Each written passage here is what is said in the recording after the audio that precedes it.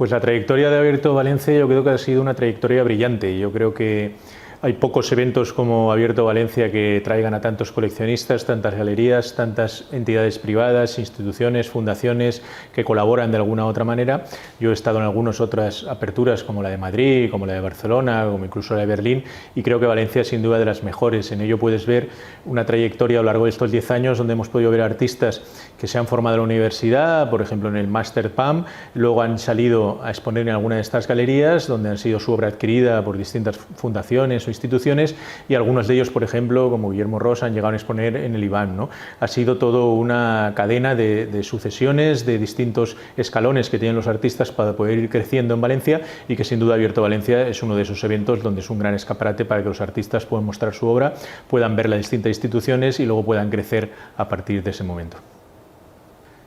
Tengo que decir que la Fundación Hortensia Herrero, a lo largo de estos años que ha participado casi desde los inicios en Abierto Valencia, ha adquirido cerca de 15 obras que han pasado a engrosar la colección de la Fundación Hortensia Herrero, y que se podrán ver artistas, la mayoría de ellos de aquí de la tierra, valencianos, o muchos también internacionales que han traído galerías valencianas, que podrán verse en el futuro Centro de Arte Hortensia Herrero junto a la obra de grandes artistas como Amsel Kiefer, Anish Kapoor, Tony Crack o muchos otros que estarán en esta colección, ¿no? De esta forma yo creo que los artistas que han expuesto aquí en Valencia, en Abierto Valencia, pues su obra yo creo que crecerá incluso al lado de la de estos grandes artistas que vendrán a Valencia con la colección Hortensia Herrero.